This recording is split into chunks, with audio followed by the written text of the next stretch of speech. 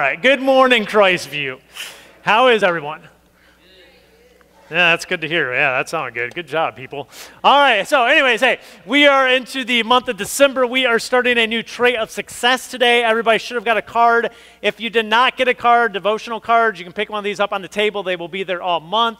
What we encourage you to do with these is we want these to kind of be a help to you throughout the week so that you're not just coming to service, hearing about a topic for 4 weeks, and that's all you think about it. We want you to take these. They give you some more information about the topics. They give you scriptures that you can read.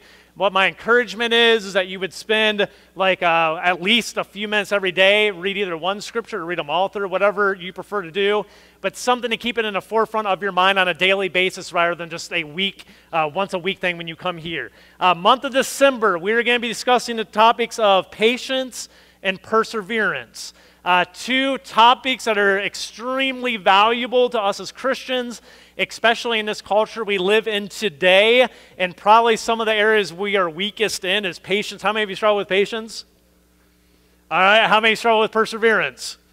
All right, these are two big topics we'll be hitting on for the month. That if you can learn these traits, they will help you be successful in this life and also successful in your relationship with God and allow God to do more and more through you. Real quick, what does patience and perseverance look like? Here's what it looks like.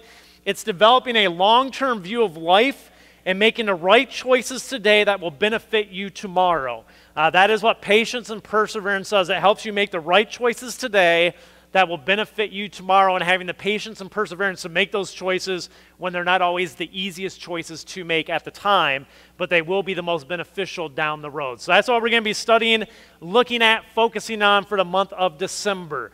What we're going to do today is I'm just going to dig into the scriptures, because this passage today from Daniel chapter 3, I'm going to be reading the entire chapter to us throughout this message, so I need a little extra time, so we're just going to jump in, and I'm going to start with giving you a little background on what's happening in Daniel chapter 3, all right? Old Testament book. What we know is this little background history. On March 16th, 597 BC, the Babylonian Empire and the king named Nebuchadnezzar actually goes in and pillages, raids, and defeats Jerusalem. And what he does after defeating them is he takes about 10,000 Jews captive, and he sends them back and deports them to his capital city of Babylon. What Nebuchadnezzar would do, very powerful king at the time, the Babylonian Empire, the strongest empire in the world at the time, competing with Egypt. What they would do is most places they would conquer, they would take all of the well-educated and things like that and send them back to their capital to use their wisdom, to use their intelligence, to use their knowledge, and they would leave all the poor people that work the land and stuff like that back in the territories and put some people over them to keep them there. So what you have is, in this account of Daniel 3, you have 10,000 Jews who have been deported to Babylon. They've been living there for about a decade now, and some of them have actually started to climb the corporate ladder because Babylon allowed you, if you excelled, to continue to kind of go up the ladder. Several of the Jews have climbed the corporate ladder and now are in pretty prestigious spots of authority and influence within the Babylonian Empire. That's where we pick up in Daniel chapter 3. So you can read along on the screen here this morning as we go through this. And here's the account. It says this. It says, King Nebuchadnezzar made a gold statue 90 feet tall and 9 feet wide and set it up on the plain of Dura in the province of Babylon. Then he sent messages to the high officials, high officers, officials, governors, advisors, treasurers, judges, magistrates, and all the providential officials to come to the dedication of the statue he had set up. So basically, all the people in places of authority within his kingdom, he says, you need to come.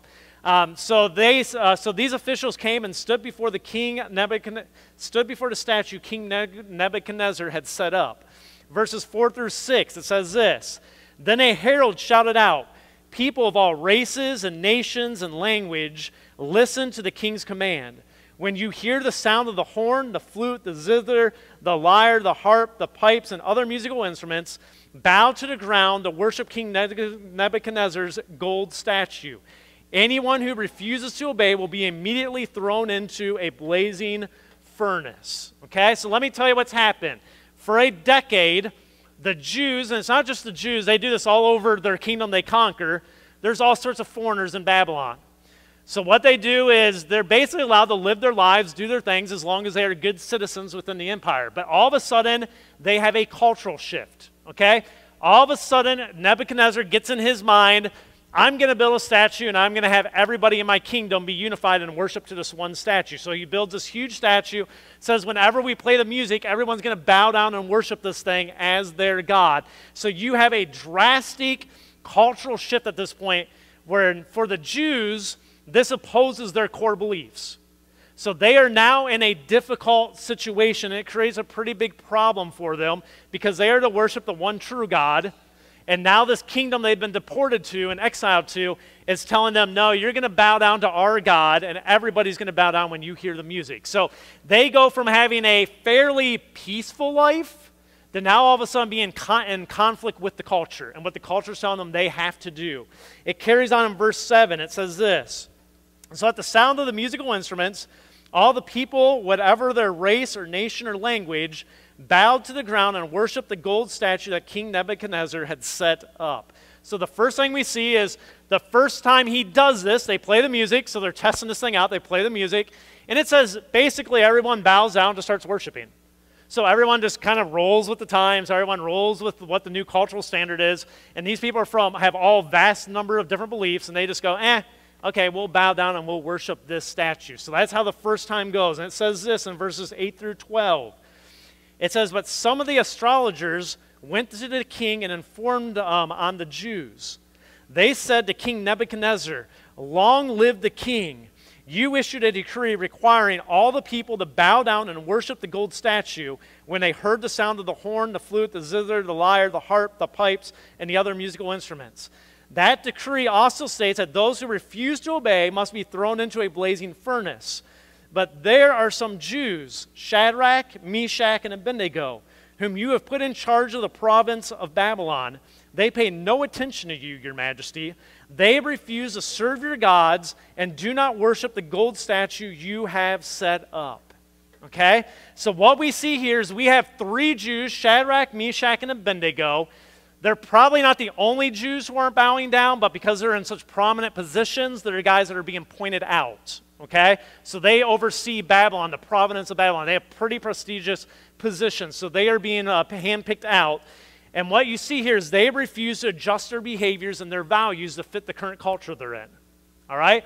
So they're now being told, current culture says, you worship this gold statue, and they go, we're not changing. We're not going to worship them. We're not going to change our values. We're not going to change our beliefs. There's no way we're bowing down. And people start to take notice and go, they're not bowing down. And other people, the elites, come and tell the king, hey, there's these three guys over here that have pretty prominent positions, and they're not doing what you tell them to do. They're not going along with what you've now set up as a cultural norm. They're not doing it, and they're rejecting what you've told them, and there needs to be punishment for this, all right? Three guys decided they weren't going to follow the cultural expectations of the day that conflicted with their commitment to Jesus Christ, or in their case, to God. So let me pull you into current day context. You're hearing of a 90-foot statue that's 9 feet wide, and you're going, well, that doesn't happen in our culture. Let me pull them into 2017 living in the United States and tell you who Shadrach, Meshach, and Abednego are, okay? These are three guys who refuse to compromise their values in God to adjust to the values of the culture. So what they would be guys like this.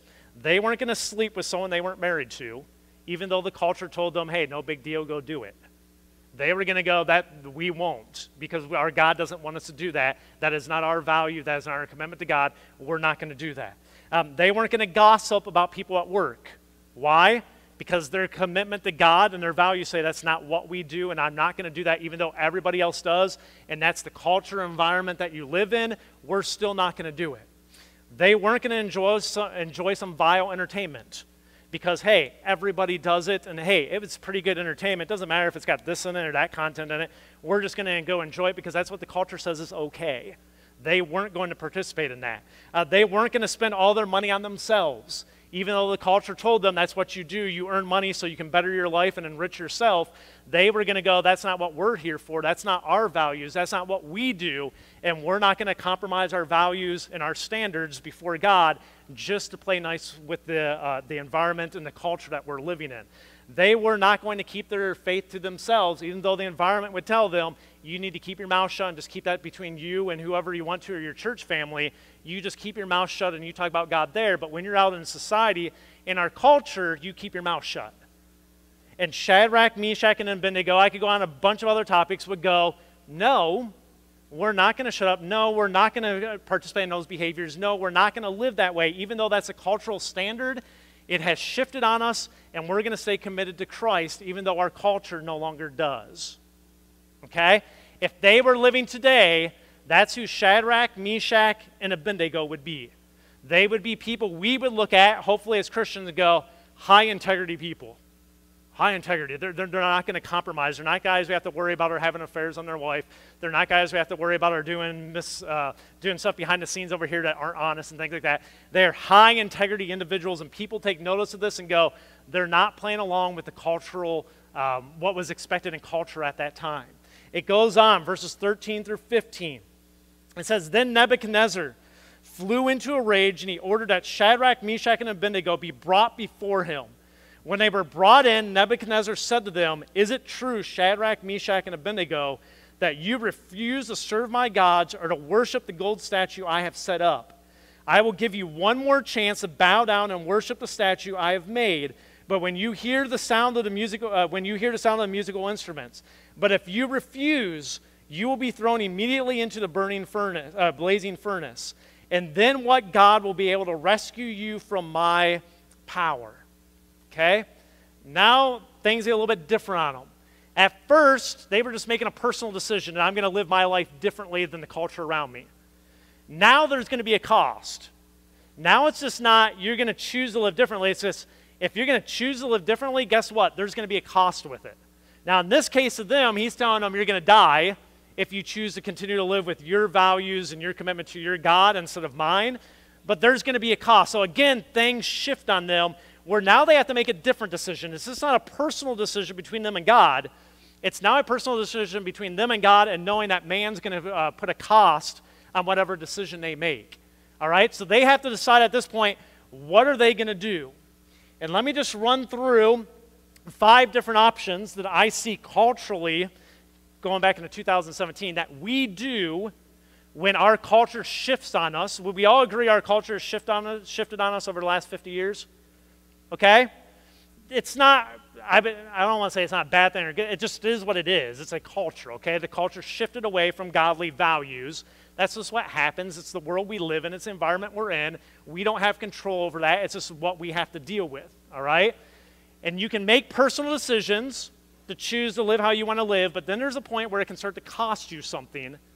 And when you get to that point, you have to decide what you're going to do. Now, the cost can be, maybe I lose a relationship I have with a boy or a girl or something. Maybe I have to lose that relationship because to have that relationship continue further, they want me to do this and I can't.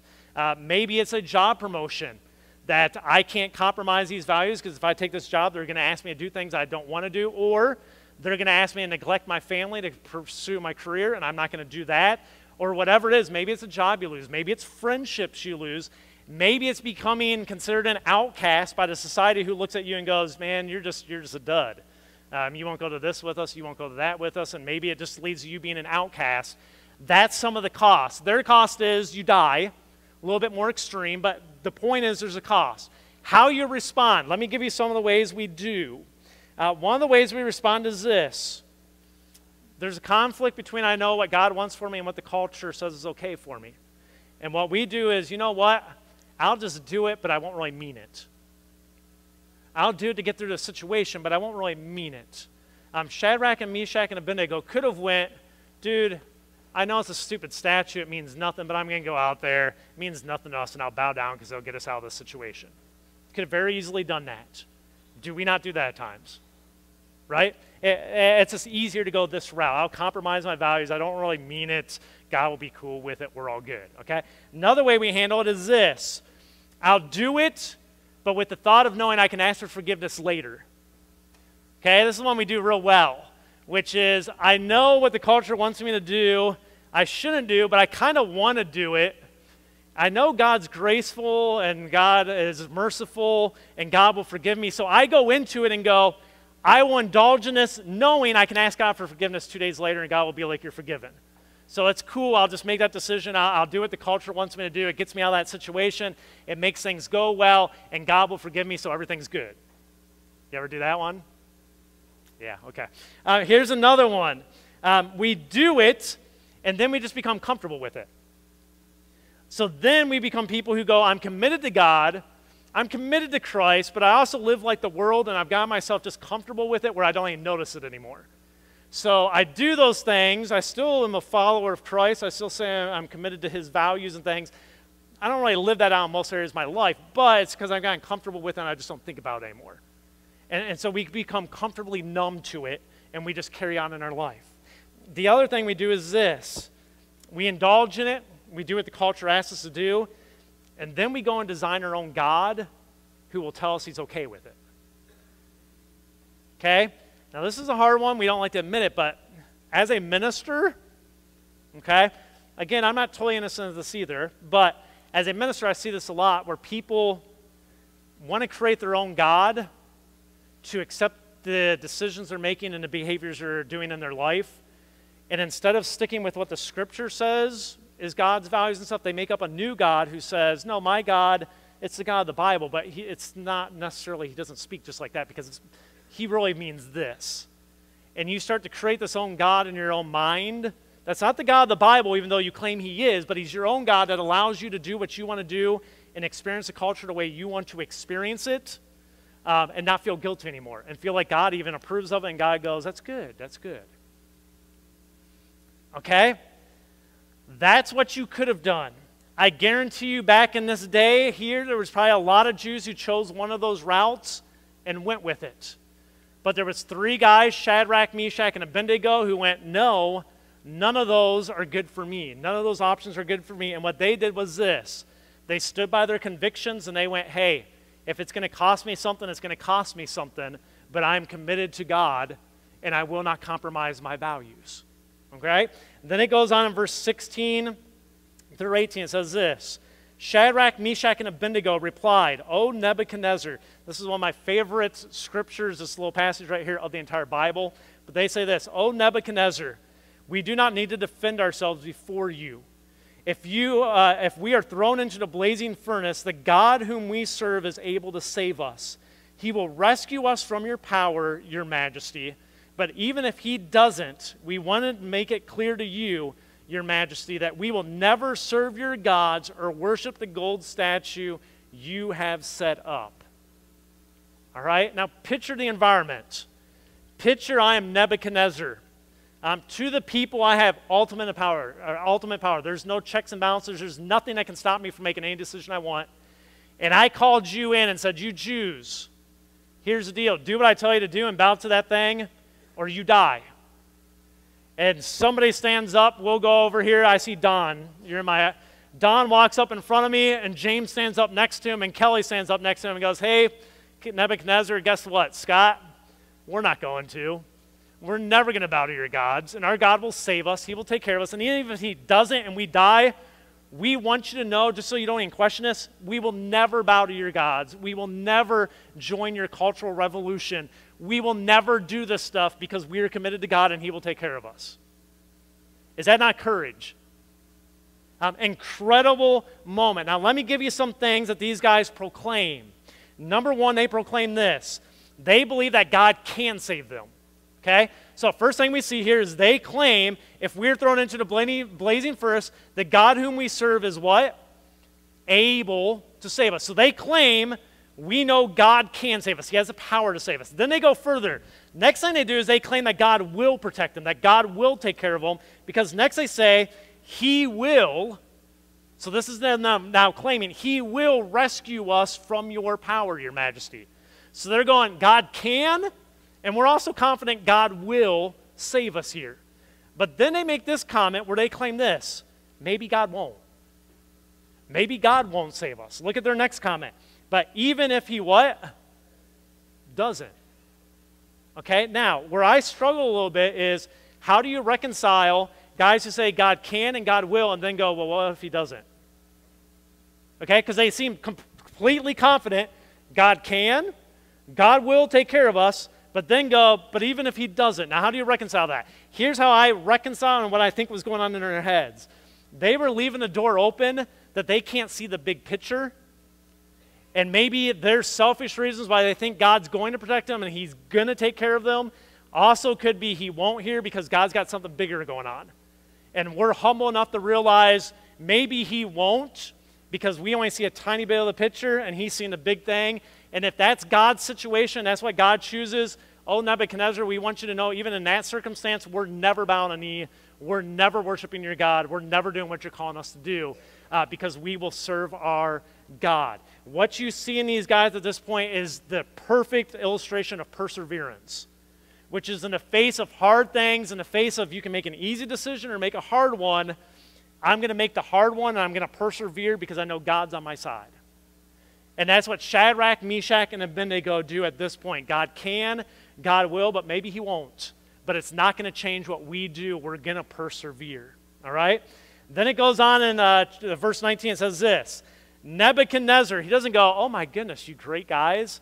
It says, Nebuchadnezzar was so furious with Shadrach, Meshach, and Abednego that his face became distorted with rage. He commanded that the furnace be heated 7 times hotter than usual. So, as a king who no one ever tells him no ever, these guys tell him no, and he just goes, heat it up 7 times more. Now, I put a picture up here to get an idea of what this was. When you think of a furnace, you think of an oven or something like that. This is an ancient furnace. What it was, because it'll help you understand when you read the rest of the context here. Up on top, you had a hole where they could feed the fire or put things down and pull it back up. And in the front, you could also put fuel in the front too, like wood and stuff to burn. But you could see through the front, and then there's also a hole up top where you could drop things down, okay? This will help you understand the next part of the passage. Verse 20, it says this. Then he ordered some of the strongest men in his army to bind Shadrach, Meshach, and Abednego and throw them into the blazing furnace. Now let me stop here for a second. At this point, Shadrach, Meshach, and Abednego go from being right there to having soldiers come in and bind them up. God has not rescued them yet. Okay? Some things that stop us from having perseverance at times is we make bold statements for God and we have bold desires for God, but then things don't start going the way we thought they would, so we back out of it and go, oh, just compromise. Okay? Shadrach, Meshach, and Abednego thought God was going to take care of them. Maybe he wouldn't. But they're first there. They make this great declaration. This guy rages. He brings in the strongest soldiers, says, tie them up and go drop them in the furnace. Okay? At this point, they're tied. They're still staying faithful. Okay? They're still faithful at this point. And what you see there is this, patience. I will wait on God's time. I'll wait for God to act. I'm not going to force it. I'm not going to back down. I'm not going to compromise just because God's not doing it in my time. And this is something we struggle with a lot of times in our own personal faith, is we want God to do things in our timing and our way. And when God doesn't start doing it that way, we back off. And we take control back and we go, we'll control the situation. They don't. We go on, verse 21 through 23, it says this. So they tied them up and threw them into the furnace, fully dressed in their pants, turbans, robes, and other garments. And because the king in his anger had demanded such a hot fire in the furnace, the flames killed the soldiers as they threw the 3 men in. So Shadrach, Meshach, and Abednego, securely tied, fell into the roaring flames. Okay? So here you go. We make a stand. Dude, we just got tied up. God still hasn't come through for us. Now we're being marched across the top of that roof to the hole into the furnace. God still hasn't come through for us. Then they get dropped through, okay? The heat is so hot coming out of there, it says by the time the guys can push them in, the guys that push them actually die because the heat is so hot coming out of the top of that thing. So the soldiers are killed by the extensive heat. But now what you have is this. You have Shadrach, Meshach, and Abednego, who are guys, there is no doubt that they were faithful, they had perseverance, and they had patience, because they have now been dropped into the fire and still did not compromise. Now the cost has come to them. In their minds, under their assumptions, they're dying in the next split second because we're being thrown into the furnace. And they get dropped in, and they feel being dropped in. And then the story goes on with this. It says in verse 24 through 26, But suddenly Nebuchadnezzar jumped up in amazement and exclaimed to his advisors, "Didn't we tie up 3 men and throw them into the furnace?" "Yes, your majesty, they certainly did," they replied. "Look," Nebuchadnezzar shouted, "I see 4 men." Real quick, remember the picture? He was down on the bottom and he can see into the furnace. So he goes, "I see 4 men unbound, walking around in the fire unharmed, and the 4th one looks like a god." Then Nebuchadnezzar came as close as he could to the door of the flaming furnace and shouted, "Shadrach, Meshach, and Abednego, servants of the Most High God, come out, come here." Okay? So he's there. He sees them dropped in. He goes, "Guys, how many people did you drop in there?" 3. "Well, I see 4, and one of them looks like a god." Now, there's speculation on who that is. It's all speculation. It's an angel of God. It's Jesus before he comes. Whatever. God comes in and protects them and oversees them and watches over them. And he doesn't call for the godly figure to come out. He calls for Shadrach, Meshach, and Abednego. "You guys come out. You come here." And he refers to it as servants of the Most High God. That does not mean Nebuchadnezzar went, "I'm now a believer in the God of the Jews." It just went, "Your God's more powerful than any God I've seen, so I now put him at the highest checking point of a God with the most power I've ever seen." But it doesn't mean he doesn't believe these gods don't exist anymore. It just means I like your God the best right now because that's impressive. Okay? That's what Nebuchadnezzar does. What you see here is this. God protects them. God rewards them for their integrity. And as we'll see here in a second, God will use them to make a mark on the kingdom of Babylon because of what they did. Here's what it says, verse 26 or 28. It says, "So Shadrach, Meshach, and Abednego stepped out of the fire. Then the high officers, officials, governors, and advisors crowded around them and saw that the fire had not touched them. Not a hair on their heads was singed, and their clothing was not scorched. They didn't even smell like smoke." Verse 28, "Then Nebuchadnezzar said, 'Praise to the God of Shadrach, Meshach, and Abednego. He sent his angel to rescue his servants who trusted in him. They defied the king's command and were willing to die rather than to serve or worship any god except their own.'" Okay? What you see here is you see a non-believer, King Nebuchadnezzar. You see a non-believer impressed, and you see a guy impacted by the faith, the integrity, and the commitment of these 3 guys that was demonstrated through their perseverance and their patience with God. And you see a king overwhelmed and just going, "You guys stood up to me. You were willing to be dropped in the fire, and God came through for you." Praise their God. Okay? Verse 29 through 30, it says this, "Therefore I make this decree. If any people, whatever their race or nation or language, speak a word against the God of Shadrach, Meshach, and Abednego, they will be torn limb to limb." Obviously, he didn't get over the violent part, okay? "They will be torn limb to limb, and their houses will be turned into heaps of rubble. There's no other God who can rescue like this." Then the king promoted Shadrach, Meshach, and Abednego to even higher positions in the province of Babylon. Okay, that is the story of Shadrach, Meshach, and Abednego. These 3 men, through patience and through perseverance in the face of a hostile culture, refused to allow their environment to change them, and then God used them to change the environment. Let me say that again. They refused to allow their environment to change them, and when they did that, God then used them to change their environment. Okay? That's how they made an impact. This morning, I want you to think about a question. I want you to ponder a question. This is a tough one, but it's where we need to start the month off at. Okay? Here's the question I want you to think about. Where have you compromised your faith and your commitment to Christ in order to fit in with the culture around you that you need to reclaim?